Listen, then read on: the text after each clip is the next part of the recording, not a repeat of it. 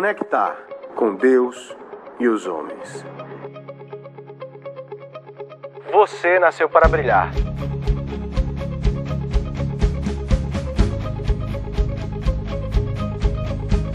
Crescer, buscando conhecer mais a palavra de Deus. Assim, brilhe a luz de vocês diante dos homens, para que vejam as suas boas obras e glorifiquem ao Pai de vocês, que está nos céus. Compartilhar tudo que você é com o próximo. Nova série de mensagens. Você nasceu para brilhar.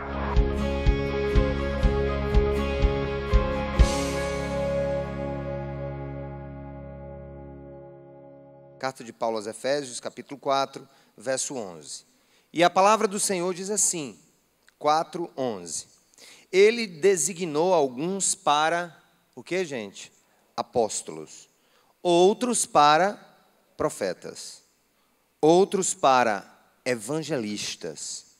E outros para pastores e mestres. Com o fim de preparar os santos para a obra do ministério, para que o corpo de Cristo seja edificado. Até que todos, o que, gente? Alcancemos a unidade da fé e do conhecimento do Filho de Deus e cheguemos à maturidade. Qual é a medida da nossa maturidade? Ele diz aqui, atingindo a medida da plenitude de Cristo. O propósito é que não sejamos mais como crianças, levados de um lado para outro pelas ondas, nem jogados para cá e para lá, por todo o vento de doutrina e pela astúcia e esperteza de homens que induzem ao erro. Antes, seguindo a verdade em amor, cresçamos em tudo naquele que é a cabeça, Cristo. Dele todo o corpo, ajustado e unido, pelo auxílio de todas as juntas, cresce e faz o que mais, gente? Edifica-se a si mesmo em amor, na medida em que cada parte realiza a sua função. Esse texto tem várias palavras que nos remetem a crescer. Maturidade, plenitude, cresçamos em tudo naquele que é o cabeça. Cresçamos em tudo para que o corpo seja edificado à medida em que cada um cumpre a sua parte.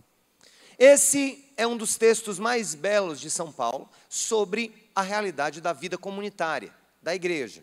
E, ao mesmo tempo, é um dos textos mais importantes para que eu me localize dentro do mistério que é o corpo de Cristo na face da terra. Ele tem aqui o objetivo de ensinar uma igreja nova, uma igreja repleta de novos convertidos, de pessoas que iam se convertendo do paganismo para Cristo, especialmente em Éfeso, para onde ele escreveu essa carta. Havia uma adoração muito específica a uma deusa chamada Diana, Diana dos Efésios, era adorada aqui. Só para vocês terem uma ideia, a imagem que representa essa deusa, se depois você procurar na internet, é bem interessante. Ela tem, ao redor dela, dezenas de seios de mulher, dezenas, em todo o corpo, arrodeando aqui na frente, é uma cena assim, é louca mesmo. Mas o que é que aquilo representava? Representava, entre aspas, a fertilidade da deusa Diana, que ela dava para os efésios, mas essa extrema exposição de seus seios era também a representação de um culto extremamente sexual mesmo. Havia prostitutas cultuais no culto à deusa Diana. E olha onde é que o cristianismo entra, né? Em um cenário de adoração a um ídolo criado pelos homens, criado pelas pessoas. Os filósofos gregos já diziam que os ídolos gregos eram, na realidade, a personificação das próprias carnalidades do povo. Eles jogavam sobre os deuses as suas próprias carnalidades. E chega a mensagem do Evangelho, transformadora, restauradora, nova, dando vida, apregoando paz, apregoando a importância da família, a importância de guardarmos o nosso corpo, a importância, enfim, da pureza.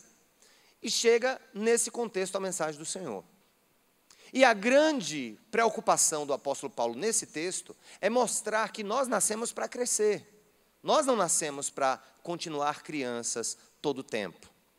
Esse círculo que está atrás de mim, conectar, crescer e compartilhar, que faz parte da série Você Nasceu para Brilhar, na realidade é um novo símbolo que nós usaremos em tudo que fizermos aqui, para que eu sempre esteja sendo lembrado que para que eu brilhe e para que eu cumpra os propósitos de Deus na minha vida, eu preciso, em primeiro lugar, me conectar com Ele e com o próximo.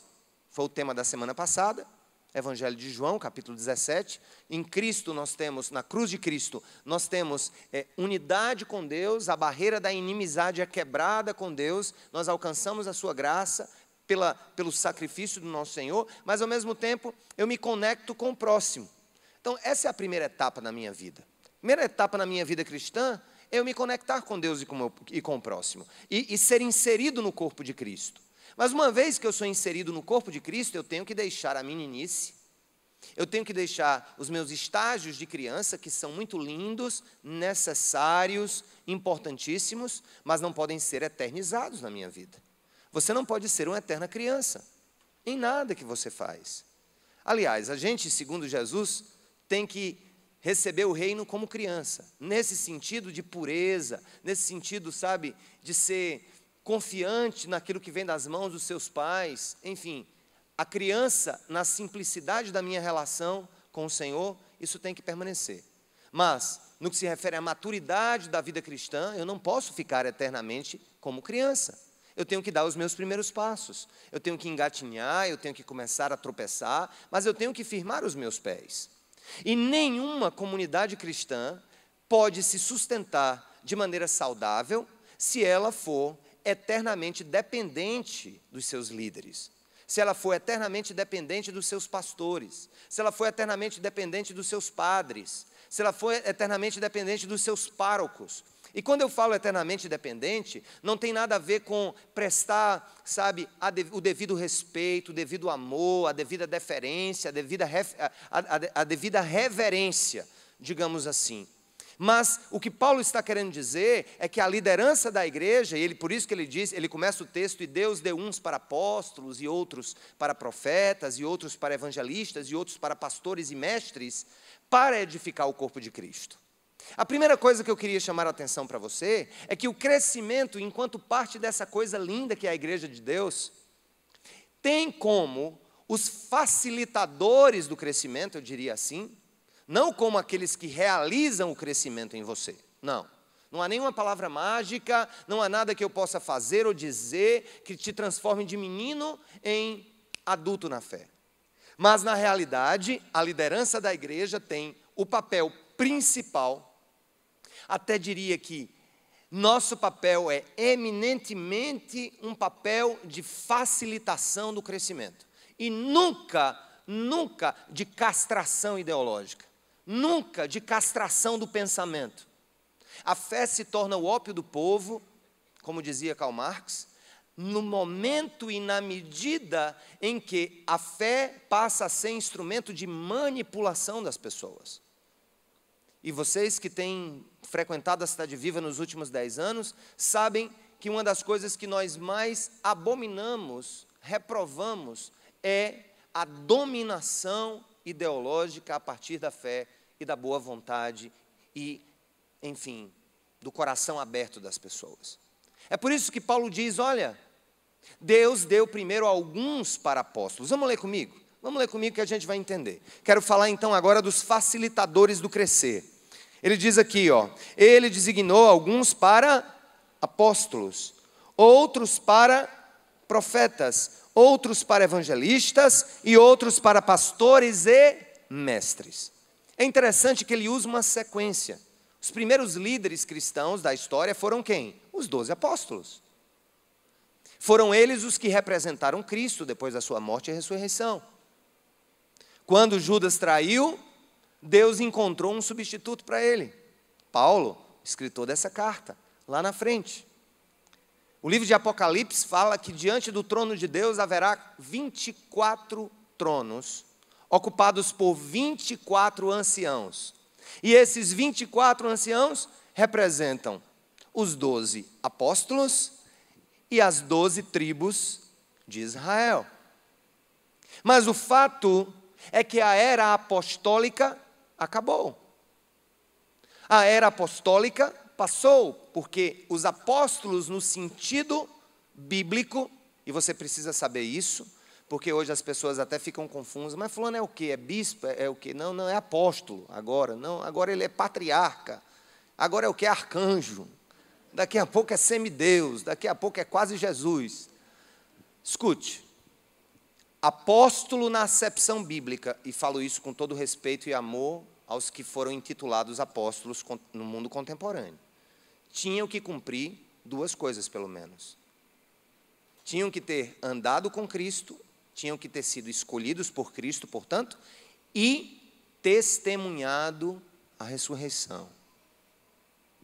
Os homens de hoje, por mais bem intencionados que eles sejam, eles não podem ter o chamado ofício apostólico. Eles podem ter até o dom apostolar. O que é o dom apostolar? É o dom de desbravar trabalhos novos, sabe? De levar à frente grandes trabalhos, de liderar outros líderes na direção desse processo, mas não o ofício apostólico. Se você lê as cartas lá na frente, você percebe que Paulo escreve para dois grupos. Ele chama, os oficiais da igreja atualmente são os pastores ou presbíteros e os diáconos, os servos. Só há instrução para esses dois grupos. Não há nenhuma instrução para novos apóstolos. Aliás, a igreja nunca teve outros apóstolos do século I ao século XXI. Mas como a gente está sempre inventando alguma coisa, surgiram novamente os apóstolos no século XXI, algo que nunca existiu na história da igreja, porque apóstolo teria que ter sido escolhido por Jesus e teria que ter testemunhado a ressurreição. Então ele diz, primeiro os apóstolos, depois os profetas. Quem eram os profetas do Novo Testamento? Pouco se fala sobre eles. Mas certamente os profetas do Novo Testamento tinham a missão especial dada por Deus de receber a revelação das Escrituras. Os profetas, tanto no Velho como no Novo Testamento, o profeta, o ofício de profeta, me escute, o ofício de profeta era de pessoas que recebiam uma revelação de que tipo? Uma revelação infalível da parte de Deus.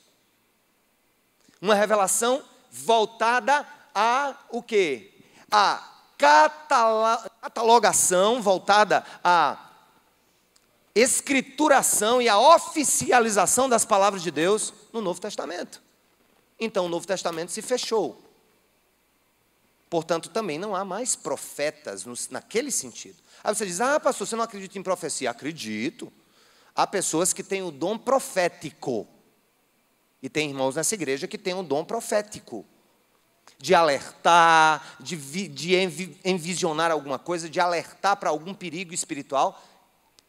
Creio e quero que aqui pessoas busquem esse dom a cada dia. Aliás, Paulo manda que a gente busque o dom da profecia. Mas o dom da profecia não nos torna o quê? Profetas no sentido que Paulo está escrevendo. Então, primeiro os apóstolos, depois o quê? Os profetas que escreveram a Bíblia. E quem espalhou o conhecimento da Bíblia? Os evangelistas. Ele diz aí, depois os evangelistas. Esses existem hoje.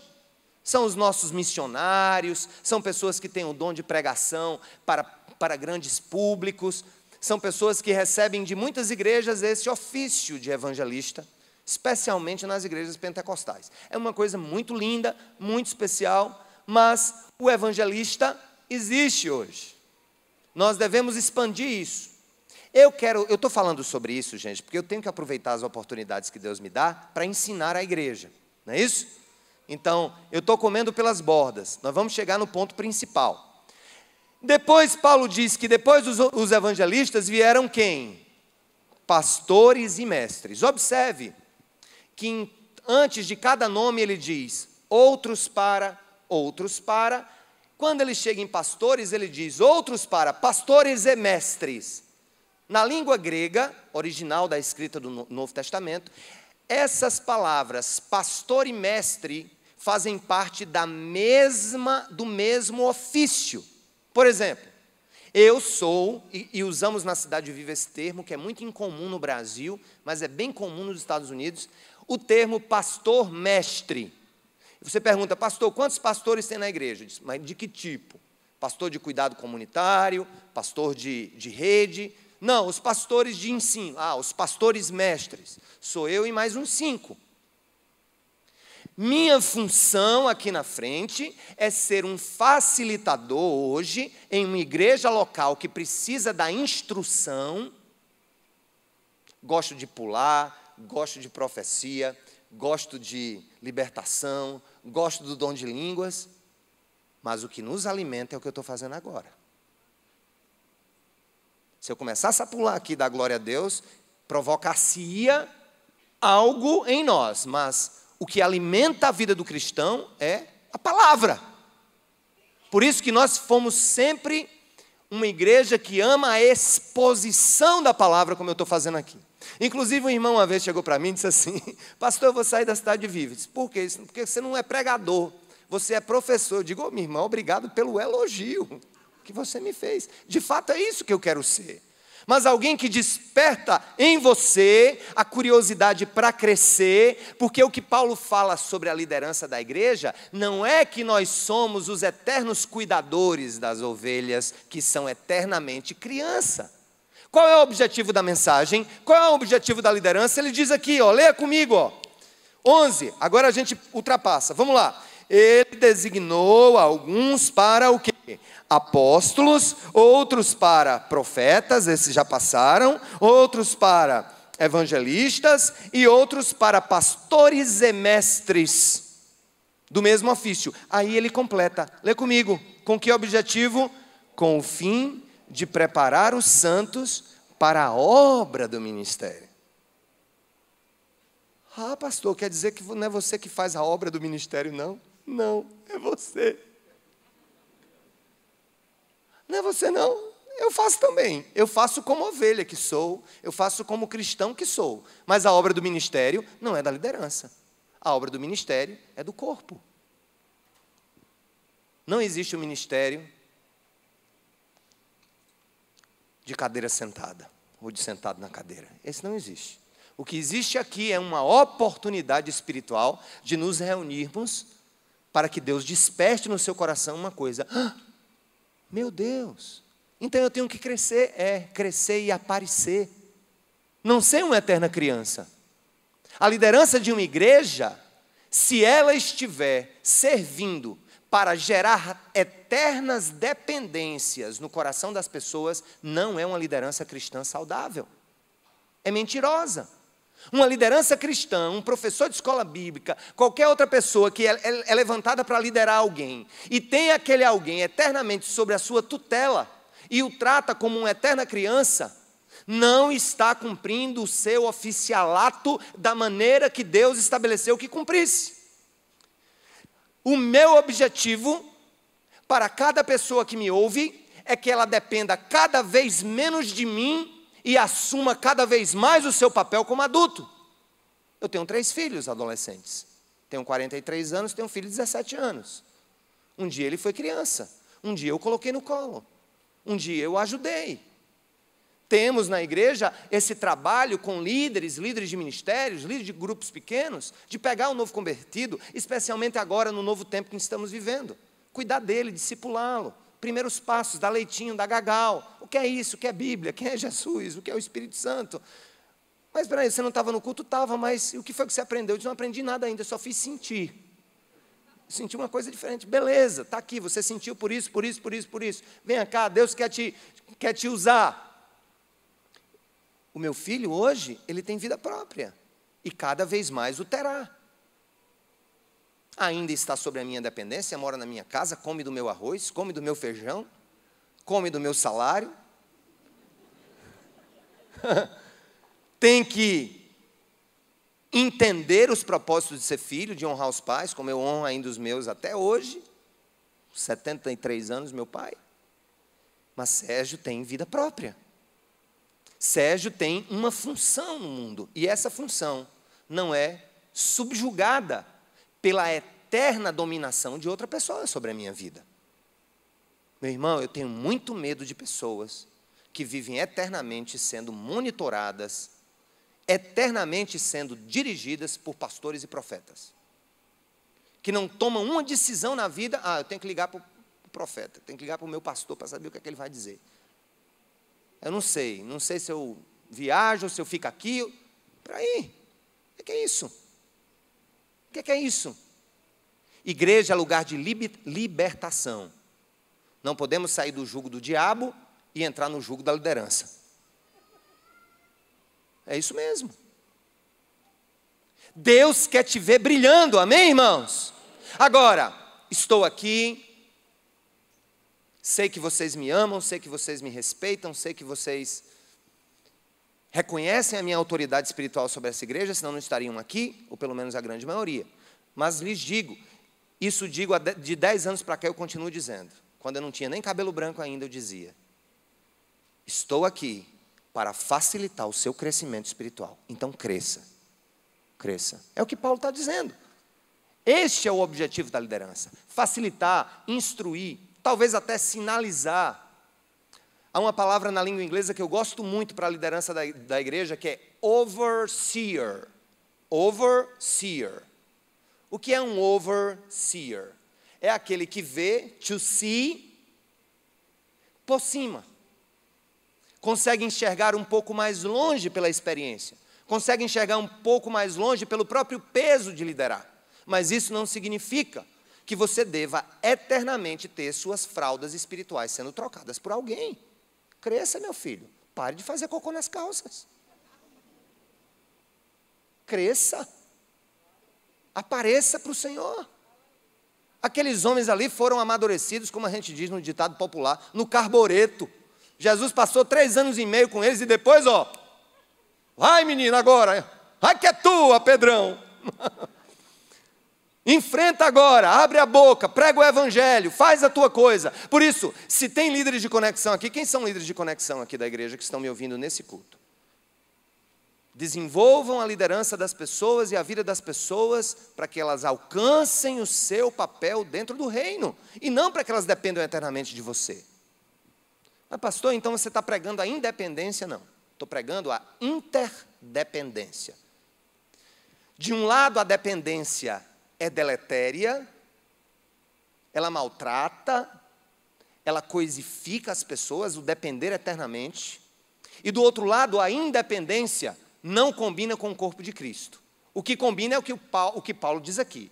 Todo o corpo, ajustado por todas as suas juntas e medulas, nós somos o corpo de Cristo, ajustado, um prega, um ensina, um lidera, um evangeliza, um prepara as artes, um canta, um toca, um visita o hospital, um visita o doente, enfim, a interconexão de funções, gerando o que eu chamaria de o quê? Dependência. Eu dependo de você, você depende de mim.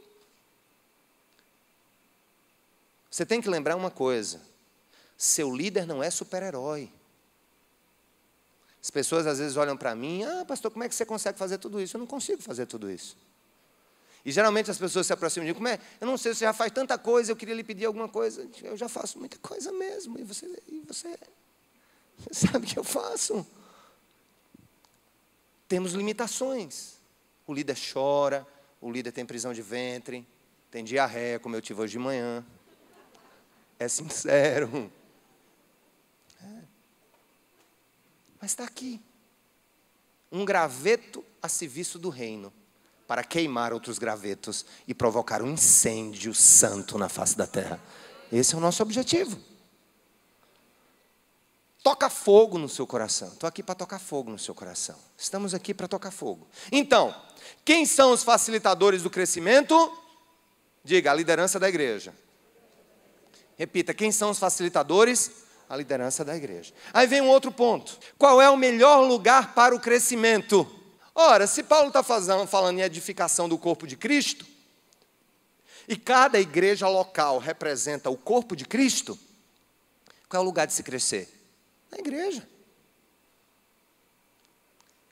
Hoje, gente, nós estamos vivendo um tempo sem precedentes. O que eu já recebi nesses meus 10 anos de missionário, que eu pergunto de onde vem, quem enviou, e eu não tenho resposta. Não, eu sou freelance. Deus me deu um ministério e eu estou no mundo afora, pregando e fazendo aquilo, sabe? Pulando. Sim, não, eu digo, rapaz. Qual é a tua igreja? Não, eu sou parte da igreja invisível. De fato, isso é um termo teológico. A igreja de Cristo, ela é formada por todos os homens e mulheres do passado, do presente e do futuro, que foram selados pelo sangue de Cristo. E nós não conseguimos ver, então ela é invisível. Por exemplo, nesse auditório tem joio e tem trigo. Mas eu não posso discernir quem é joio e quem é trigo. Como ser humano, eu tenho que amar o joio e amar o trigo. Agora, no final dos tempos, quando o trigo e o joio crescerem, que se diferenciarem aos olhos, porque o trigo e o joio, quando são pequenininhos, são parecidinhos demais, por isso que Jesus disse, deixa crescer. Lá na frente, aí sim, saber-se-á quem é o joio e quem é o trigo. Mas uma coisa eu lhes digo, essa igreja universal, que não é necessariamente a do reino de Deus, que é católica, não necessariamente romana, e católico significa universal, é formada, tudo bem, por irmãos meus que estão lá na Malásia, que estão lá na Indonésia, que estão lá no Iraque, que já morreram, que estão na glória, e que eu não estou vendo, mas vou ver. Mas a igreja invisível de Cristo, Ele escolheu uma maneira dela ser visualizada. Qual é a maneira que Cristo escolheu para dar visibilidade à igreja? A igreja é o quê? Local. Toda igreja local é representante de Cristo na face da terra. Umas mais fiéis, outras menos fiéis. Mas o fato é que toda a comunidade cristã, e você precisa ter uma, ou essa, ou outra, ou aqui, ou alhures, é a maneira de você tornar real a experiência de crescimento no corpo de Cristo. Não existe artista solo no reino de Deus. E aí um desses missionários chegou com um pastor americano e disse, pastor, eu vim pegar dinheiro para a minha obra missionária. Tem um trabalho para fazer na África. Eu disse, meu filho, quem está te enviando? É a igreja invisível, ele disse. Mas não, você não entendeu. Qual é a igreja que você está participando, que você chama? Quem são os seus líderes? Você tem que ter uma liderança. Não é que uma liderança te domine, mas uma liderança que responda por ti, a quem você se reporta. Ah, não, a minha igreja é a igreja invisível mesmo. Não tenho liderança, tá bom, meu irmão, eu vou te ajudar. Tudo bem. Foi lá dentro, abriu o cofre, pegou algumas coisas, colocou dentro de um saco, botou a mão dentro do saco assim, deu para ele, toma aí o dinheiro. Ele abriu. Mas, pastor, não tem nada não, isso tem, é o dinheiro invisível, para a sua igreja invisível. Qual é o melhor lugar para crescer, irmãos? Mas que igreja? Local. Você precisa de uma comunidade. Você precisa de alguém para chamar de seu. Tá bom de você estar voando para lá e para cá, meu irmão. Pare. Veja que espírito de ave migratória da bexiga que você tem. Para lá e para cá, não cansa não. Para, homem. Para, se submete aos pontos fortes e aos pontos fracos de uma comunidade. Todas elas têm os seus. Todas elas têm os seus erros, têm seus acertos. Umas são, como disse, mais fiéis, buscam com mais intensidade, outras menos. Mas você precisa fazer diferença onde Deus te plantar. Árvore que muda muito de lugar não cresce. Imagina se você ficar transplantando um pé de laranja de mês em mês, meu irmão. Tira de um canto, bota no outro, tira de um canto, bota no outro, cava aqui, bota acolá, pega aqui, estica aqui, joga adubo, tira para aqui, leva para lá. Meu amigo, essa árvorezinha vai sofrer e ela não vai o quê? Amadurecer a ponto de dar o quê? Fruto. E o fruto é exatamente o compartilhar, que nós vamos deixar para a semana que vem. Mas me diga uma coisa, quem são os facilitadores do crescimento? Os líderes da igreja. Qual é o lugar do crescimento? Que igreja? Local, representada com gente de carne e osso, que cheira e que fede. Não é assim não? Gente que acerta e que erra. Essa é a igreja do Deus vivo. Vamos lá, leia comigo. Ele designou alguns para apóstolos, outros para profetas, outros para evangelistas e outros para pastores e mestres, com o fim de preparar os santos para a obra do ministério, para que o corpo de Cristo, ou seja, a igreja, seja edificado. Até quando? Vai acabar quando? Até que todos alcancemos a unidade da fé e do conhecimento do Filho de Deus e cheguemos à maturidade, atingindo a medida da plenitude de Cristo. Terceira coisa que eu queria observar aqui, facilitador do crescimento já vimos, o lugar do crescimento já vimos, e qual é o objetivo do processo de crescimento? Ele diz aqui, o primeiro objetivo, gente, é a unidade da fé, para que todos alcancem a unidade da fé. O que é a unidade da fé? É um processo bonito que vai se construindo a cada dia entre nós, a ponto de chegarmos a um estado de profunda unidade entre os membros do corpo, com os mesmos ideais, lançando mão, sabe, da oração, da participação, unidade da fé. Unidade, gente, não quebra a diversidade do corpo de Cristo. Unidade não significa uniformidade. Duas coisas são diferentes. Vejam bem, se você pegar as peças de um quebra-cabeça e juntar, formando uma linda figura, aquelas peças estão em unidade, mas elas não são uniformes, elas não são iguais. Uniforme é o quê? O que é uniforme? Uniforme é aquilo que é tudo igual. As cadeiras desse auditório são uniformes, mas quem está sentado nelas é gente linda e diferente. Mas gente linda e diferente que Deus chamou para ser o quê? Unidade da fé. O problema é que quem é menino da fé, quem é menino na fé, quem é um eterno menino no processo de maturidade cristã, não luta pela unidade. Pessoas confuseiras, fofoqueiras, insubmissas, que tentam quebrar a unidade do corpo, geralmente são pessoas que escondem por fora de uma capa de experiência cristã, escondem um menino levado. Alguém que não cresceu. Muitos casamentos vão à bancarrota, sabe por que é? É porque você não cresce, meu irmão. É porque sua mãe manda na sua casa. É. Vixe, falei com alguém aqui. É porque você, mulher, não entendeu que seu pai é seu pai, seu marido é seu marido. Cresça.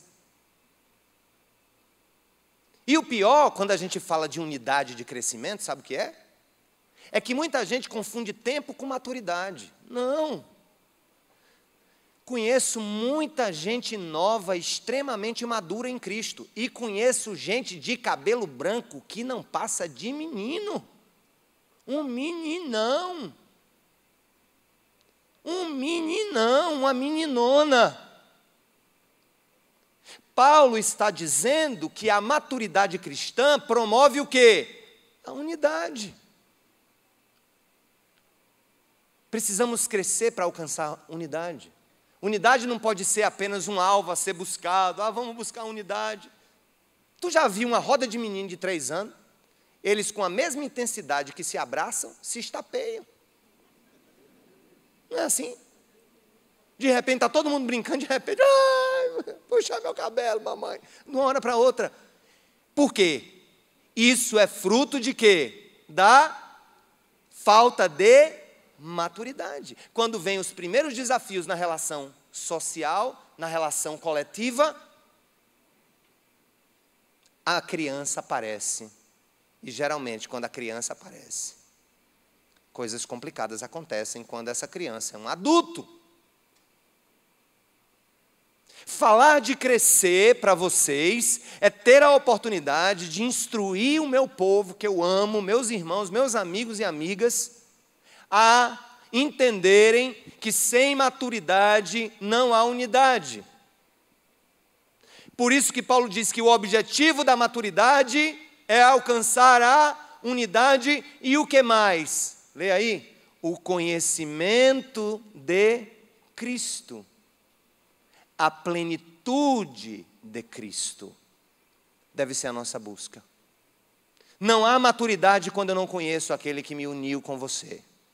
Não há maturidade quando eu não conheço aquele que é muito mais do que o exemplo da minha vida, o meu Salvador. Ele precisa ser Senhor da minha fala, precisa ser Senhor das minhas ações, precisa ser Senhor dos meus próprios, das minhas decisões. O grande problema é que a igreja hoje conhece um Jesus caricaturado. Um Jesus bonachão, muitas vezes pronto para atender todos os nossos desejos. Não.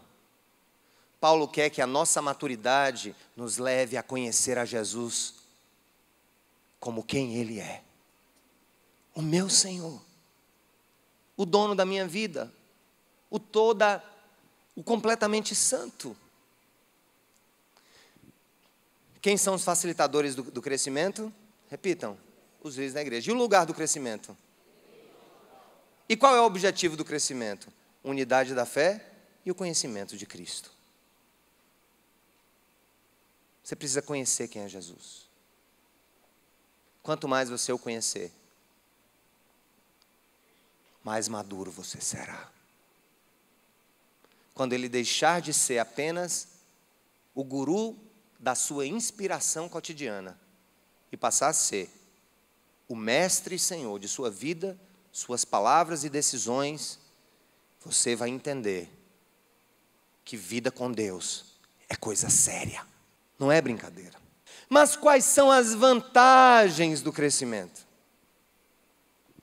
Os facilitadores são os líderes, o lugar é a igreja, o objetivo é a unidade e o conhecimento de Cristo. Mas me diga uma coisa, qual é a vantagem? Perguntar, homem, qual é a vantagem? Me diga aí, qual é a vantagem de eu crescer espiritualmente? Paulo diz, leia comigo no verso 14, vamos lá, Bíblias abertas, o negócio bom é quando a gente abre a Bíblia, vamos lá, eu quero ver vocês falando, o propósito, que não sejamos mais como que? Crianças, levados de um lado para outro pelas ondas, nem jogados para cá e para lá, por todo o vento de doutrina e pela astúcia e esperteza de homens que induzem ao erro. Me diga uma coisa, tinha falso profeta na época de Paulo, sim ou não? Se não, ele não tinha escrito hoje. Tem hoje? Tem. O problema é que você não abriu o olho para isso.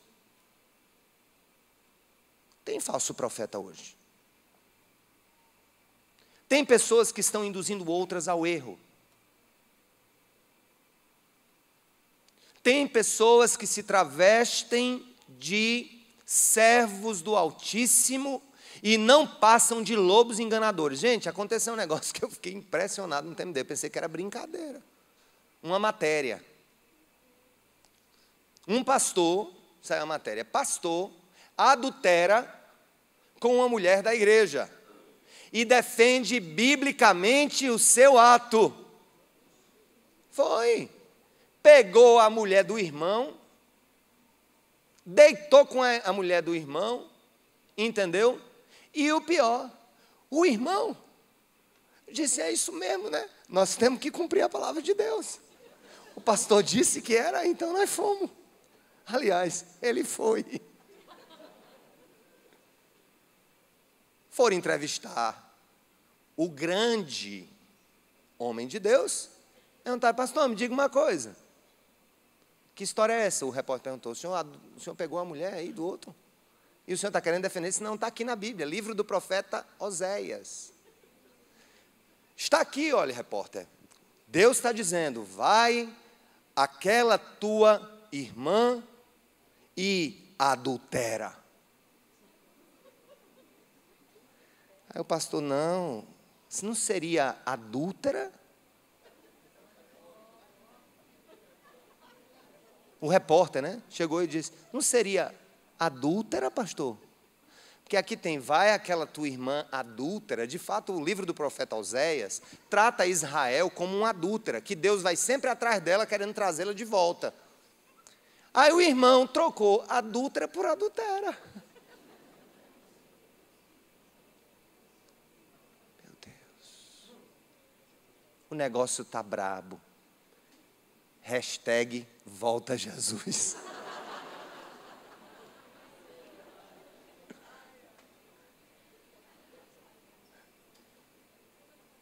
negócio está brabo, meu irmão. São coisas que a gente vê, são envolvimentos, são manipulações na mídia, no rádio, em todos os lugares. Mas sabe por que é, meu irmão? É porque a igreja do Brasil é uma igreja menina, criança. E você não pode continuar sendo criança. Então essa é a primeira vantagem do crescimento que Deus quer para a sua vida. Você precisa estudar a Bíblia, meu amigo. Teologia não é coisa de pastor, não. Teologia, conhecer a teologia bíblica é obrigação de todo cristão. Tudo bem, nem todos vão alcançar o nível de expertise na exegese, na hermenêutica, na interpretação, que pessoas que dedicaram 5, 10, já faz 11 anos que eu estudo teologia em nível universitário, em nível de 3º grau. Tudo bem, é lógico que não se exigiria isso. Mas as coisas básicas da vida, Deus quer te fazer crescer. É interessante, quando você cria um negócio assim, vamos fazer uma jornada de poder, adoração e fogo do céu. Enche, meu amigo. Você tem que fechar as vagas porque não cabe mais. Meu irmão, vamos estudar a Bíblia, está aí o ideal, disciplinas mensais, disciplinas semestrais. Vem estudar a Bíblia com a gente.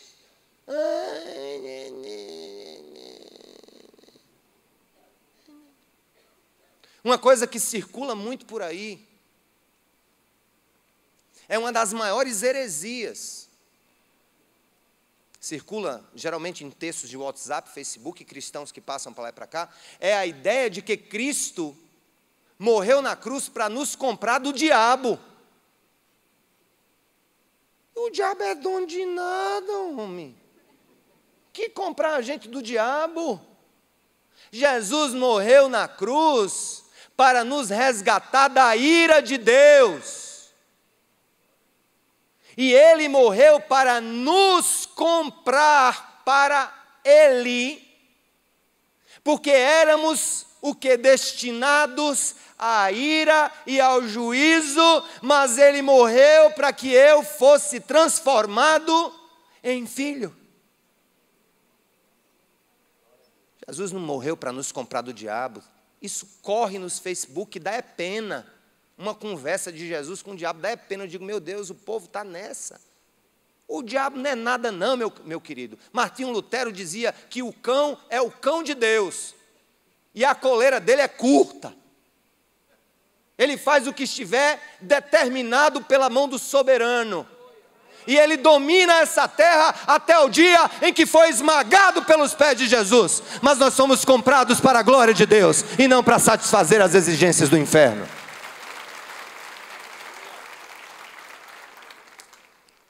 Mas isso é uma coisa tão... Eu estou dando um exemplo simples. Cresçamos, igreja de Cristo. Os grandes avivamentos na história foram de pessoas que, tocadas pelo Espírito Santo, comeram as Escrituras, metaforicamente falando. Comeram esse livro, degustaram esse mel. Você não vai permanecer firme com canga-pé, profecia e culto de fogo. E olha que eu gosto dos 3.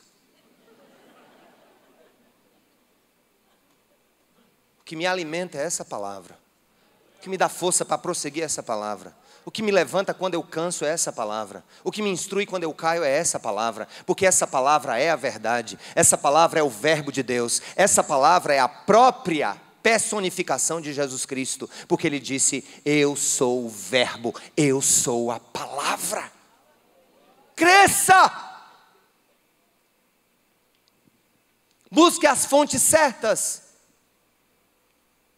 Não estou chamando você para vir para cá não, busque igrejas sérias, que tem em muitos lugares. Mas você tem comichão nos ouvidos. A Bíblia diz que no final dos tempos as pessoas terão coceira no ouvido quando a verdade lhes for dita, porque elas vão preferir as fábulas do que a verdade. Então Paulo disse, olha, o crescimento é para que a gente alcance a plenitude e deixe de ser menino. Então isso é uma grande vantagem, deixar de ser menino espiritual. Eu preciso crescer para deixar de ser menino. Quem são os facilitadores do crescimento? A liderança da igreja. Qual é o lugar do crescimento? A igreja local. Quais são os objetivos do crescimento? Unidade da fé e conhecimento de Cristo. Mas qual é a vantagem? Que não sejamos mais como meninos e saibamos discernir o mal do bem. Às vezes a gente chega aqui, rapaz, olha, eu vou dizer não, é porque eu não peguei ainda um negócio desse. Mas gente que chega com profecia desse quilate, que eu vou dizer, não, pastor, eu fui para um culto ali e o irmão orou para mim e tal. Disse, eu tenho que deixar minha casa, tenho que deixar meu marido, porque não dá. Mas não foi para casar com ele não, né, irmão? Não. Profecia, isso é profecia. Isso veio, sabe de onde? Remetente, inferno. Eu direto de lá, com um chifrinho tudo assim na capa. Uma vez quem conta isso é pastor Josemar. Disse que estava um grupo de jovens, apareceu um irmão lá no Cangapé, que eu gosto. Quem me vê falando assim acha que eu sou um pastor tradicional, frio. Não, eu gosto e busco. Mas eu, como eu disse, eu busco com a bússola na mão. A palavra é a bússola. Saiu da bússola, pode ser o gemido mais bonito do mundo. Fora! Tinha um grupo de jovens orando e um cara dando profecia para todo mundo. Chegou para uma menina. Varoa de Deus, o Senhor está aqui te falando. E Deus tem um homem bom para a sua vida, um homem viril, um homem honesto, um homem poderoso nas palavras. E receba, minha irmã. A irmã começou a marchar. E eis que te digo, varoa, esse homem que Deus te promete é o que fala contigo agora.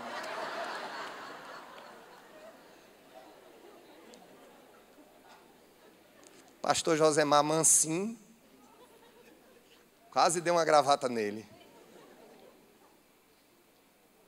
Escute, o inimigo das nossas almas não vai enganar a igreja cristã com teorias científico-ateístas. O inimigo mora ao lado. E a maturidade me ajuda a o quê? Olha o que Paulo diz. Ei, bicho, aqui era macho mesmo assim, viu? Acaba tampa. Olha o que ele diz. Vem aí com o verso 14 comigo, vamos lá. O propósito é que não sejamos mais como crianças, levados de um lado para o outro, pelas ondas, nem jogados para cá e para lá, por todo vento de doutrina. E ele diz, e pela o quê? Astúcia e esperteza de homens que induzem ao erro. Temos a vantagem, né? Qual é delas? A primeira delas? Não ser mais menino. E segundo, saber discernir o erro. Último ponto. Qual é o veículo que Deus usa para gerar o crescimento em nós? Qual é o veículo? Qual é a estratégia? Qual é o veículo? Qual é a norma fundante? Vou dizer a você, meu irmão. Olha o que é que Paulo diz aqui no verso 15, aí a gente encerra. Olha o que é que ele diz. Antes, vamos lá, igreja. Antes, seguindo a verdade em amor, cresçamos em tudo naquele que é a cabeça, Cristo. O veículo é a verdade. Não há crescimento espiritual sem verdade. E essa verdade, ela tem um tempero chamado de amor. Paulo diz que para que eu cresça, eu tenho que seguir o que, gente? A verdade. E a verdade em amor. Quando Jesus se encontrou com uma mulher em Samaria, está lá no Evangelho de João, a mulher perguntou, ô mestre, qual é o lugar da adoração? É aqui em Samaria ou em Jerusalém? Jesus disse para ela, mulher, chegou a hora em que Deus procura os seus verdadeiros adoradores naqueles que o adoram em espírito e em verdade. O que Deus está procurando em mim é verdade e não cavilação. Eu não posso crescer, gente, como uma caricatura de cristão pós-moderno. Eu não posso crescer e achar que eu estou crescendo se a minha vida é uma simulação, é uma máscara. Eu não posso crescer achando que nas portas da igreja há cabides onde eu ponho as minhas máscaras para ir para o culto e as retorno para mim quando saio da igreja. Deus quer que sejamos na vida comunitária verdadeiros, que não usemos máscaras. Não há crescimento sem verdade. A verdade precisa estar na minha relação com Deus, em adoração, e Deus gosta de verdade. Imagina um cara todo errado, tem a coragem de entrar em oração em Deus e dizer: Senhor, Tu sabes quem eu sou, Tu me conheces o meu coração, Senhor, quanto é verdadeiro. Sim, meu filho, sim. Jogue as máscaras fora. Talvez para você crescer na sua profissão, você precise de máscaras. Talvez para você crescer na sua repartição, você precise de simulações. Talvez para se crescer na política desse país corrupto, nós precisemos de várias fantasias. Não é à toa que somos o país do carnaval. Mas ninguém cresce na presença de Deus se não for em inteireza de coração e em profundidade de verdade. Seja verdadeiro com Deus. Segundo, seja verdadeiro com o outro na sua confissão de pecado. Ah, como a gente quer ajudar pessoas. Ah, como a gente quer ver gente crescendo. Ah, quantas vezes você aconselha alguém, você sabe que aquela pessoa precisa dar o passo da confissão genuína e ela fica ciscando ao redor feito galinha e não entra no assunto, e aquilo é como se fosse um núcleo impenetrável de mentira que ela carrega, e enquanto aquilo não for dissolvido e extraído do seu coração, o processo de cura de Deus na sua alma não vai acontecer. O que foi que Paulo disse? Aliás, o que é que o apóstolo Tiago disse na sua carta? Confessem os seus pecados uns aos outros, para que vocês sejam o quê? Curados. Não esconda os seus fantoches. Procure homens e mulheres de Deus que estejam dispostos a ouvir sobre os esgotos da sua vida. Não ache que você vai crescer criando playgrounds ao seu redor, tentando fingir que é o que não é, que tem o que não tem, que sabe o que não sabe e que faz o que de fato não faz. Paulo disse que a verdade é o veículo da maturidade. Pessoas maduras são corajosas. Líderes maduros são vulneráveis, não são perfeitos. Pais maduros são vulneráveis e não são perfeitos. Tenha coragem de chegar para os seus filhos e falar de fato quem você é. Que você seja o próprio a desmistificar essa aura de legalismo que habita a tua vida. Olha, gente, eu vou dizer uma coisa para você, com poucas exceções. As pessoas mais legalistas que eu conheci na vida, quando o assunto é Bíblia, são as que escondem as maiores mazelas por trás das cortinas. Tenho muito medo de gente legalista. Tenho muito medo de igreja legalista. Deus quer a verdade sobre as nossas fragilidades. Verdade na adoração, verdade na o quê? Confissão. E verdade na exortação. E aí Paulo acrescenta esse tempero que é o amor. Se você quer crescer, se você quer ter relacionamentos saudáveis, tenha coragem de falar a verdade, de dizer a verdade, de exortar com a verdade, mas não afaste do seu coração e da sua boca o amor. O amor me faz olhar para o outro não como destinatário de uma verdade que eu digo para feri-lo, mas como receptor da bênção que para ele eu ministro a partir do que eu falo. Seguindo a verdade em amor. Que coisa linda nos relacionamentos. Deus quer que a gente cresça. E Ele está te preparando para uma grande obra na tua vida. O Senhor está te preparando para novos caminhos. De um homem maduro, de uma mulher madura na fé. Porque estou aqui, humildemente, como um dos facilitadores do teu crescimento. O lugar do crescimento é uma igreja local. O objetivo do crescimento é a unidade, a fé e o conhecimento de Cristo. A vantagem do crescimento é que não sejamos mais meninos, inconstantes, e que saibamos discernir o erro que nos ronda. E o veículo desse crescimento é a verdade. Amém? O que o Brasil precisa é de uma revolução nos seus conceitos de verdade, porque a mentira se transformou em verdade. O que está acontecendo no nosso país, hoje, sexta-feira, nos últimos anos, nas últimas décadas. Aliás, o Brasil é o que é. Porque a falta de verdade e transparência começa nas suas casas, nas nossas casas. E eu disse hoje de manhã, se você sonega imposto,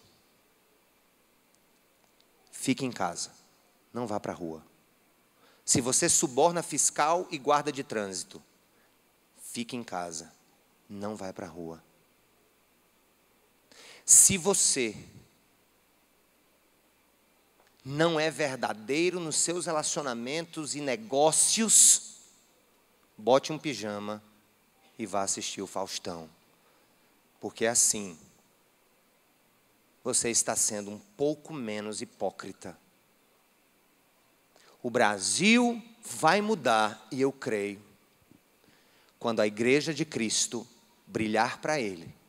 E esse brilho não significa música gospel na televisão, nem significa iluminações cênicas em um palco, não significa o tamanho da igreja. Eu tenho esperança no Brasil, porque no final das contas, a nossa redenção nem vem da esquerda, nem vem da direita. Ela vem do alto, iluminando o seu povo para a glória do seu nome. Cresça! Louvado seja o nome do Senhor. Quem pode glorificar a Ele? Nova série de mensagens. Você nasceu para brilhar.